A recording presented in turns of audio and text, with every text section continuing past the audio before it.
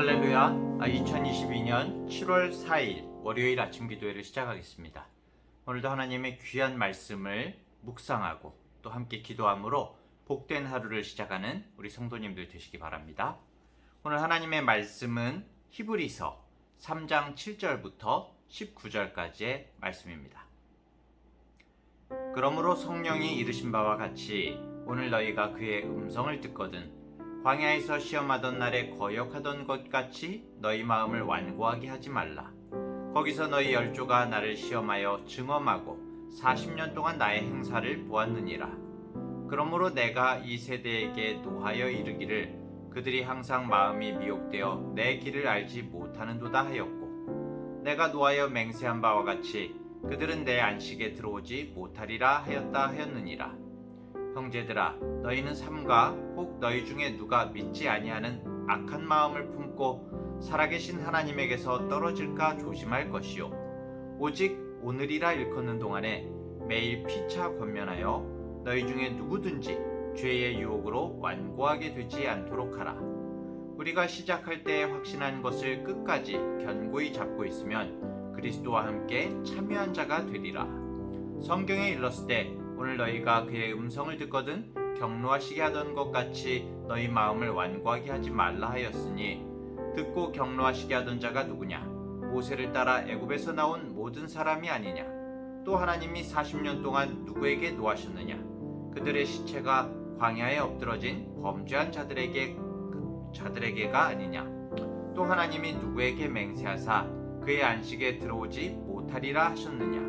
곧 순종하지 아니하던 자들에게가 아니냐? 이로 보건대 그들이 믿지 아니함으로 능히 들어가지 못한 것이라. 아멘. 이 초대교회에서 예수님을 믿는 이 그리스도인의 삶의 환경은 참 척박하고 고난의 연속인 그런 삶이었습니다.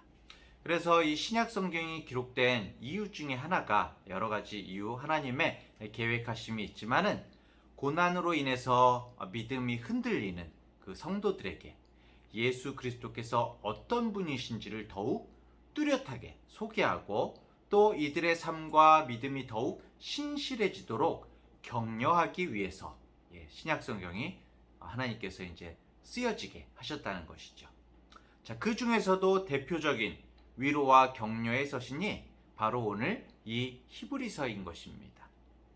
히브리서는 예수 그리스도에 대한 믿음과 신뢰를 강조하고 있습니다. 왜 그럴까요? 당시에 이 유대교를 믿는 유대인들, 일반 유대인들이죠. 유대인들은 예수 그리스도를 믿는 유대인들을 박해하는 그런 일들이 굉장히 많았습니다. 지금도 유대인들은 예수 그리스도를 믿는 지금도 유대인들은 예수님에 대한 어떤 시각과 생각이 우리와 완전히 다르죠. 자, 이러니 같은 뿌리를 가진 같은 동족에게 당하는 핍박은 이 유대인 그리스도인들을 절망하고 지치게 만들었겠죠.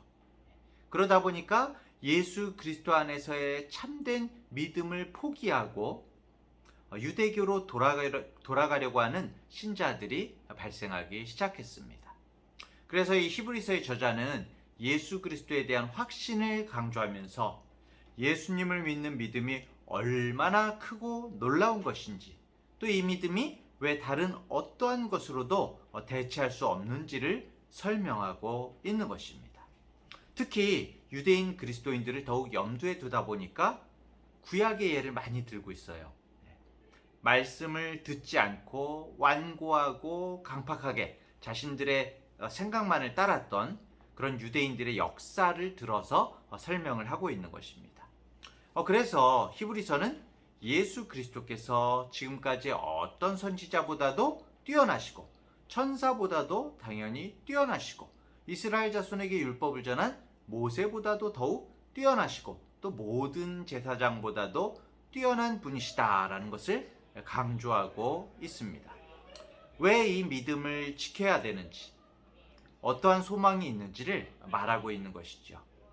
그렇기 때문에 이 히브리서는 초대교회의 성도들뿐만이 아니라 하나님의 말씀에 귀 기울이지 않는 바로 오늘 우리 시대 가운데에도 정말 우리의 인생이 고달프고 힘들 때 히브리서를 읽으면은 정말 힘을 얻게 되는 것이죠.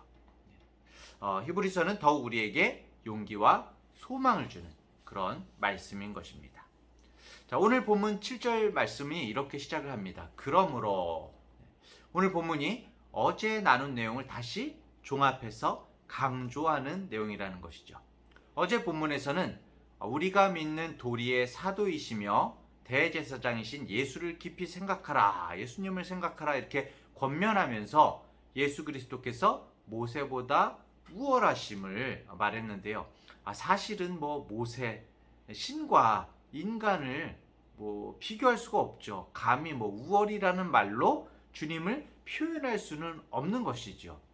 하지만 이 히브리서는 구약적인 배경을 기반으로 설명을 하고 있기 때문에 어떤 그 성부 하나님의 구속의 경륜 속에서 예수 그리스도께서 집을 지은 분이라면 모세는 예수 그리스도에 의해서 지어진 집이다 이렇게 말을 하고 있고요.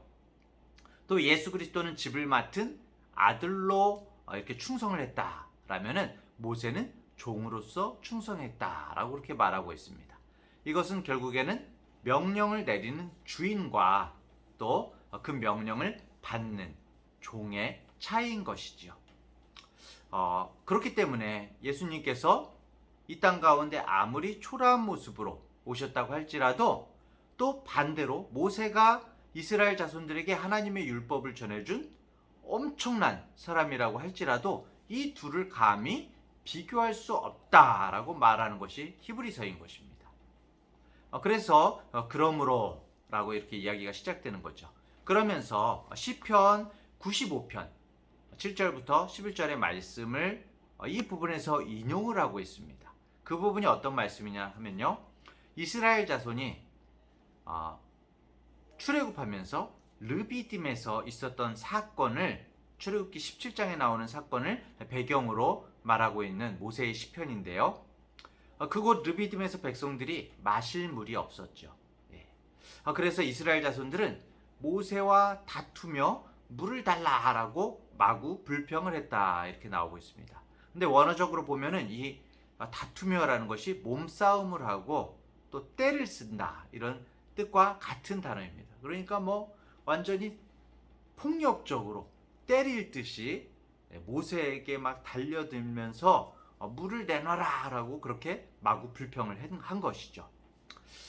그런데 이렇게 출애굽기 불평을 했는데 출애굽기 17장 1절을 보면 이렇게 나오거든요.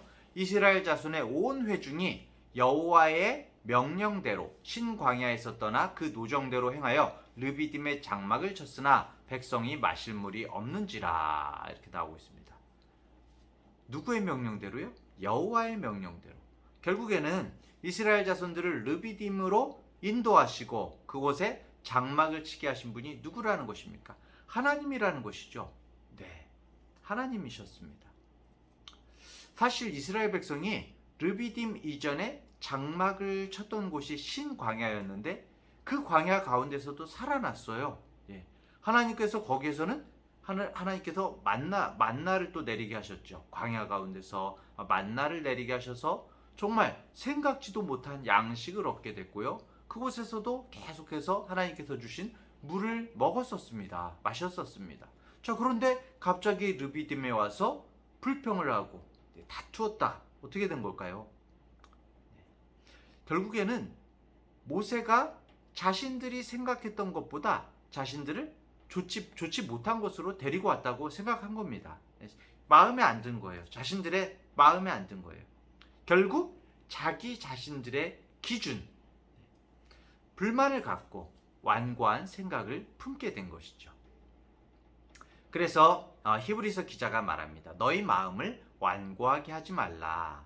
지금의 모든 상황이 우리가 생각했던 것보다 못하다고 할지라도 절대로 하나님을 원망하거나 고집을 부리지 말라는 것입니다. 우리가 처해 있는 상황을 하나님께서 결코 모르시지 않으신다는 그런 믿음을 가져야 된다라고 저자는 말하고 있는 것이죠. 자, 9절을 볼까요? 거기서 너희 열조가 나를 시험하여 증험하고 40년 동안 나의 행사를 보았느니라. 자, 좀 어려운 말이죠. 사실 이스라엘 자손들이 무리바에서만 이렇게 하나님을 시험한 것이 아니었습니다. 민수기 14장에 보면은 하나님을 이스라엘 자손이 10번이나 시험했다라고 그렇게 나오거든요. 10이라는 숫자는 진짜 하나님을 10번 딱 시험했다라는 뜻이 사실은 아니에요. 10은 이스라엘에서 고대에서 가득 찬 숫자, 아주 많은 것을 뜻하는 것입니다. 이스라엘 자손들이 결국에는 끊임없이 광야 생활 가운데 끊임없이 하나님을 원망하고 하나님을 시험했다는 것입니다. 이스라엘이 어떻게 정말 노예살이하던 애굽에서 나올 수가 있었습니까? 그들이 광야 40년 동안 어떻게 그 광야에서 먹고 살 수가 있었습니까? 생각하면 할수록 하나님의 은혜가 아닌 것이 없는 것이죠. 그럼에도 그들은 자기 생각과 자기 기준과 다르다는 이유로 하나님께 감사하지 못하고 하나님을 시험했다라고 나오고 있는 것입니다. 자, 그 결과가 10절 11절에 나오죠.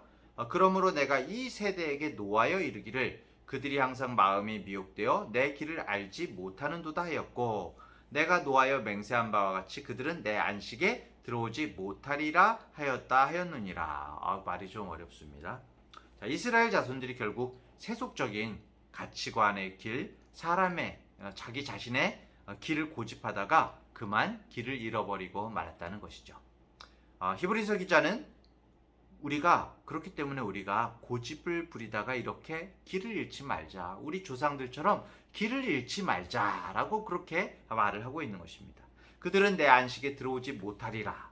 내가 그들을 내 안식에 들어오지 못하게 하겠다라고 말씀하시는 그 하나님의 모습을 보여주면서 히브리서 기자는 우리가 이런 지경에 이르지 말자.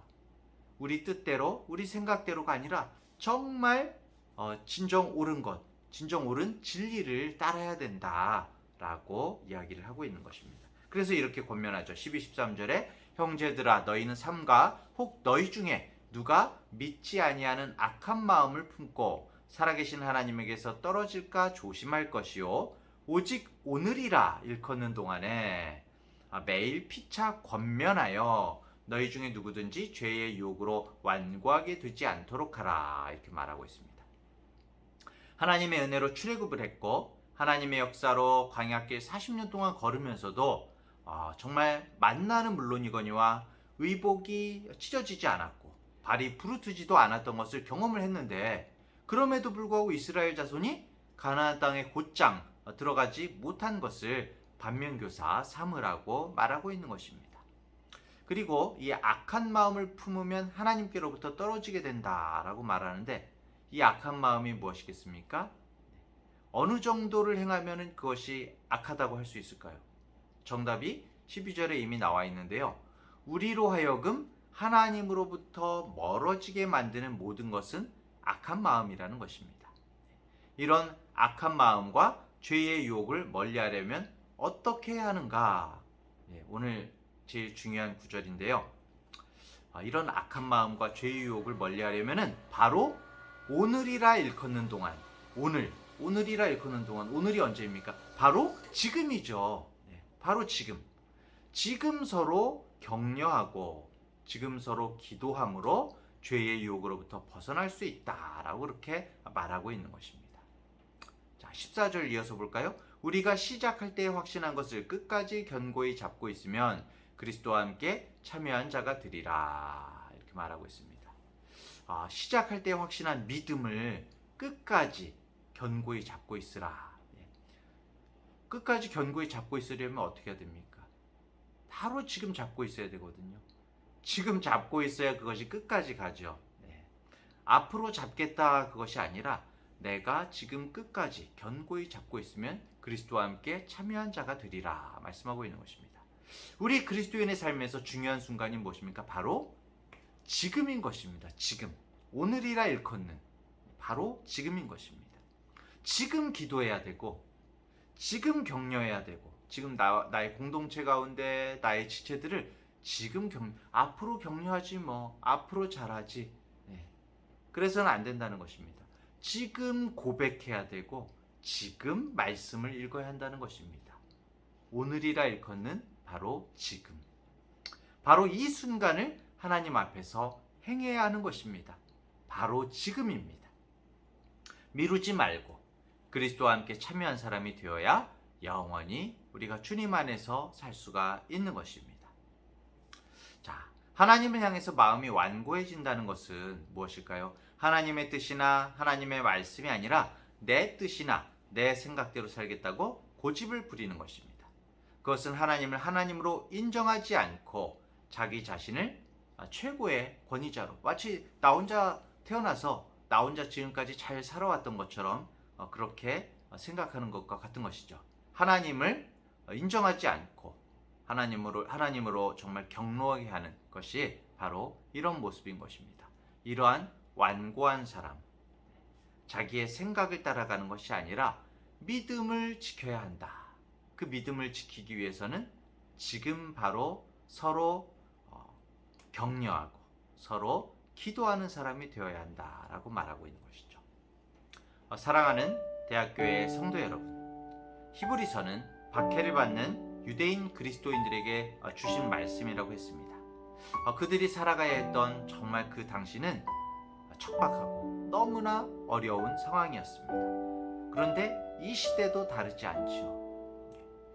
그럼에도 정말 이 만만치 않은 시대 가운데에도 우리에게 언제나 소망이 있는 것은 이스라엘 자손들을 광야에서 인도하신 하나님께서 또 쉽지 않은 믿음의 길을 걸어야 했던 1세기의 그리스도인들과 함께 하셨던 주님께서 바로 지금 우리와 동행하시며 우리에게 말씀하시기 때문입니다. 오늘 하루도 그 주님을 향해 기도하며 또 지체들을 위해 바로 지금 격려하고 기도하는 우리 모든 성도님들 되시기 바랍니다. 영과 진리로 예배하는 오늘 하루 되시기를 간절히 축원합니다. 기도하겠습니다. 하나님 아버지, 히브리서에 주신 말씀이 오늘 우리에게도 들려주시는 하나님의 음성인 것을 믿고 감사드립니다. 우리가 살아가는 세상이 아무리 척박하다고 해도 우리의 인생을 좋은 땅으로 가꾸어 가게 하시며 우리의 모든 것을 알고 계시는 주님으로 인해서 소망을 갖습니다.